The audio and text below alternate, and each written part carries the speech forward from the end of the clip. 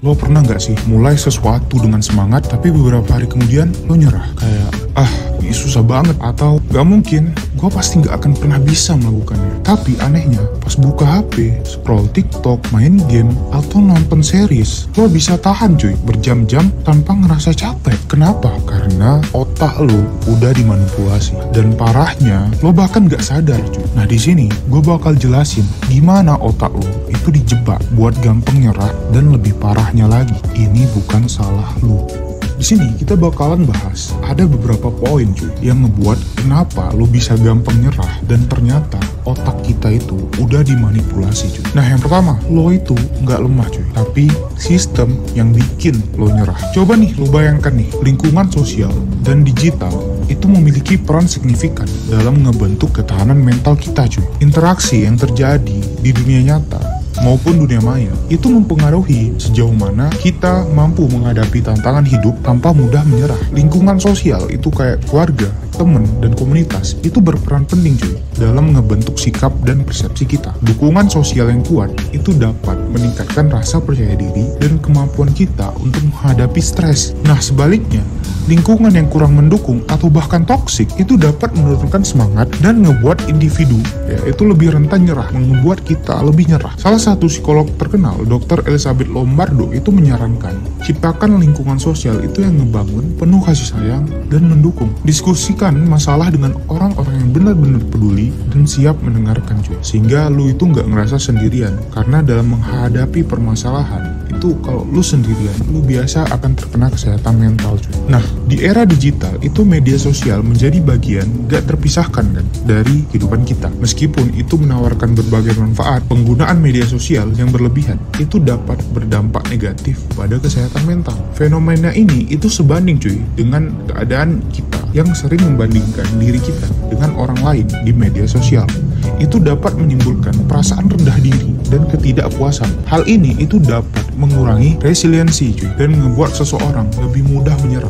Bahkan ada penelitiannya nih. Menurut jurnal penelitian psikologi itu menganalisis cuy dampak psikologis pada pengguna media sosial di Indonesia. Hasilnya menunjukkan bahwa penggunaan media sosial yang gak terkontrol itu dapat menyebabkan stres, kecemasan, dan depresi cuy. Penelitian ini juga menyoroti literasi digital kita itu yang kurang banget literasi digital dan pendidikan kita dalam ngebentuk rasa pantang menyerah dalam penggunaan media sosial cuy. Nah di sini ada strategi cuy untuk meningkatkan rasa semangat kita, rasa pantang menyerah kita di era digital cuy. Yang pertama itu batasi cuy penggunaan HP kita, ngatur waktu cuy penggunaan perangkat elektronik kita. Minimal lah lu setting penggunaan layar minimal. Paling enggak ketika lu setting itu tiap 5 menit atau 15 menit, paling enggak lu sadar ada selalu notifikasi yang ngasih tahu stop untuk melihat HP lu. Yang kedua, coba lakukan detox digital cuy. Lu coba beristirahat lah seminggu atau beberapa hari lah kalau nggak sanggup, mengurangi media sosial. WhatsApp, YouTube tuh boleh lah, tapi kalau misalnya udah kayak Instagram, TikTok yang memamerkan hal-hal yang seharusnya nggak kalian lihat, itu bahaya cuy. Dengan lo melakukan detox digital, nggak lo lihat-lihat itu dalam beberapa hari, itu dapat mengurangi stres dan meningkatkan mental pantang menyerah lo. Yang ketiga, meningkatkan interaksi sosial tatap muka cuy. Luangkan waktu untuk berinteraksi dengan keluarga. At least lu sering lah ngobrol dengan orang tua lu atau teman-teman lu atau siapapun yang ada di dekat lu. Karena dengan lu lakukan hal itu bisa meningkatkan interaksi sosial yang positif, membantu meningkatkan suasana hati dan memperkuat dukungan emosional kita. Yang keempat itu latihan mindfulness dan meditasi sebenarnya. Tapi ini sebenarnya bullshit doang. Meditasi, mindfulness ini pasti bullshit semua. Pasti kalian nggak akan pernah melakukannya. Caranya untuk bisa melakukannya, untuk mengakalinya itu adalah kalian melakukan olahraga cuy. Olahraga dan tidur yang cukup. Coba lakukan itu kalau misalnya kalian males berdiam diri nggak jelas. Olahraga aja, jalan kaki 20 menit, 30 menit itu udah dianggap meditasi sebenarnya. Oke, kita bakal lanjut ke poin yang kedua, kenapa lo gampang nyerah dan otak kita itu udah dimanipulasi. Poin kedua itu adalah dopamin instan. Kenapa lo bisa nggak sabar? Di sini gue bakal jelaskan dulu. Pertama, jelaskan efek dari dopamin hijack dari media sosial, game, dan sebagainya. Coba lo bayangkan nih, media sosial, permainan video, dan hiburan itu pasti telah menjadi bagian integral dari kehidupan modern. Kita itu setiap hari pasti bersenggama, bersinggungan gitu dengan media sosial, permainan, hiburan, series, banyak lah semuanya. Namun, di balik kenyamanan dan kesenangan yang ditawarkan, itu terdapat fenomena yang dikenal sebagai pembajakan dopamin atau dopamin hijack, di mana mekanisme alami otak kita itu dimanipulasi cuy untuk meningkatkan keterlibatan dan ketergantungan. Apa itu dopamin? Dopamin itu adalah neurotransmitter yang berperan penting dalam sistem penghargaan otak. Ia dilepaskan ketika kita mengalami sesuatu yang menyenangkan, mendorong kita untuk mengulangi perilaku tersebut. Dalam konteks evolusi, ini ngebantu manusia bertahan hidup dengan memperkuat perilaku yang bermanfaat seperti makan dan bersosialisasi. Bagaimana media sosial dan hiburan instan itu membajak sistem dopamin otak kita? Yang pertama, itu pemberian penghargaan yang gak terduga. Setiap kali kita nerima notifikasi, suka, atau komentar, otak kita melepaskan dopamin. Ketidakpastian mengenai kapan dan bagaimana penghargaan ini muncul meningkatkan antisipasi dan membuat kita terus memeriksa perangkat kita. Yang kedua, konten yang disesuaikan. Algoritma itu mempelajari preferensi kita dan menyajikan konten yang kita suka, memastikan kita tetap tertarik dan memastikan kita tetap terlibat di sana. Ini itu menciptakan loop umpan balik dopamin yang memperkuat perilaku penggunaan berulang. Yang mana ketika lu suka konten-konten gak jelas, itu akan selalu ada cuy di HP lu kalau lu gak menghindarinya. Yang ketiga, interaksi sosial virtual. Manusia itu adalah makhluk sosial cuy, dan interaksi sosial itu memicu pelepasan dopamin. Media sosial ini itu mensimulasikan interaksi ini melalui komentar, pesan, dan suka, sehingga memberikan ilusi cuy, ilusi bahwa kita itu connect dengan orang itu, padahal ilusi doang,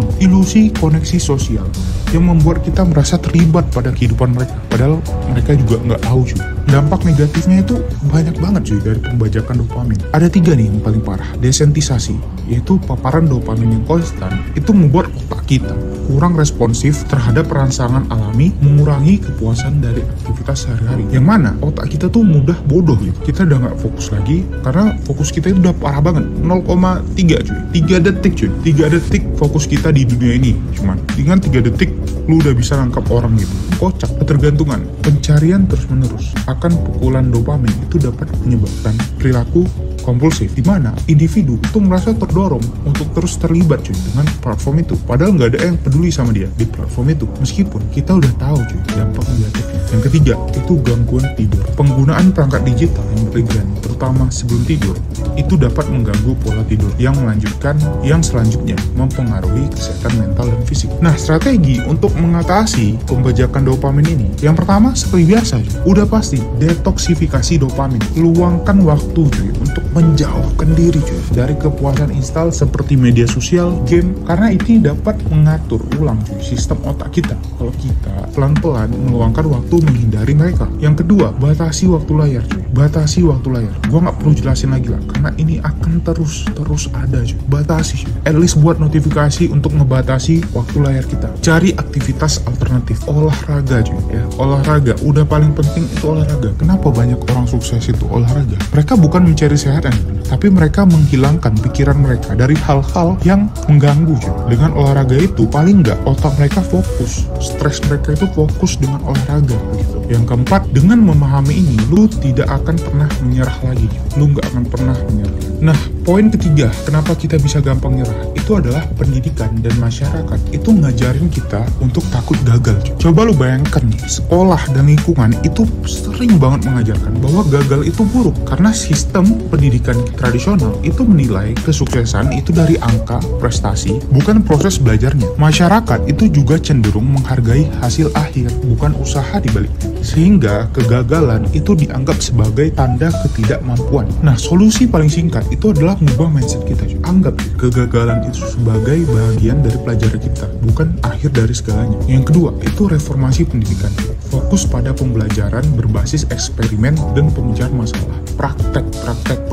Yang ketiga, budaya apresiasi proses. Hargai cuy usaha kita sendiri. Nggak usah pedulikan omongan orang lain. Hargai usaha kita, bukan hasil akhirnya doang ya. Hasil akhirnya itu terakhir. Pokoknya proses kita itu harus selalu kita berikan semangat. Yang keempat, lingkungan yang mendukung. Ciptakan cuy komunitas yang mendorong kita untuk mengeksplorasi bahwa gagal itu nggak apa-apa. Kemudian yang keempat, otak kita itu udah diprogram untuk selalu nyari jalan pintas. Coba lu bayangkan nih, kenapa otak kita itu dirancang buat hemat energi gitu, atau lazy brain. Otak manusia itu dirancang untuk menghemat energi dengan mengadopsi mekanisme efisien yang memungkinkan fungsi optimal tanpa menguras sumber daya tubuh secara berlebihan. Meskipun hanya memiliki sekitar 2% dari berat tubuh, otak itu mengonsumsi sekitar 20% cuy dari total energi di tubuh kita. Mekanisme penghematan energi di otak. Yang pertama, pemrosesan otomatis dan kebiasaan otak. Otak itu membangun jalur saraf yang efisien untuk tugas-tugas yang sering dilakukan. Misalnya mengikat tali sepatu,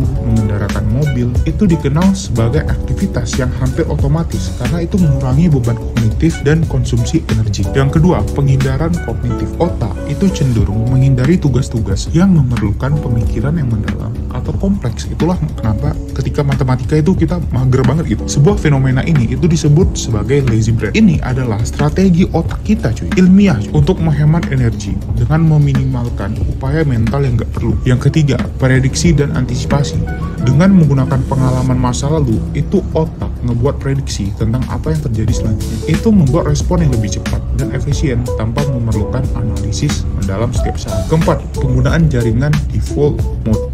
Saat tidak terlibat dalam tugas tertentu, otak kita itu udah kayak network gitu, udah kayak internet. Kita berubah gitu jadi default, mode default juga jadi NPC yang konsumsi lebih sedikit energi dibandingkan dengan aktivitas kognitif yang fokus. Hal ini ngebuat otak beristirahat sambil tetap waspada terhadap lingkungan. Itu secara ilmiahnya. Meskipun mekanisme ini ngebantu dalam konservasi energi, mereka juga dapat menyebabkan kecenderungan kita untuk memilih solusi yang lebih mudah dan familiar, menghindari pemikiran kritis dan kreatif yang memerlukan lebih banyak energi. Memahami kecenderungan ini itu penting untuk mengembangkan strategi yang mendorong keterlibatan kognitif yang lebih besar saat diperlukan. Dengan memahami cara bekerja ini, kita itu dapat lebih menyadari kecenderungan ini dan mengambil langkah-langkah untuk memastikan bahwa kita tetap terlibat secara mental dan gak jatuh ke dalam pola pikir yang terlalu otomatis atau malas. Yang kelima, cara reverse engineer mindset kita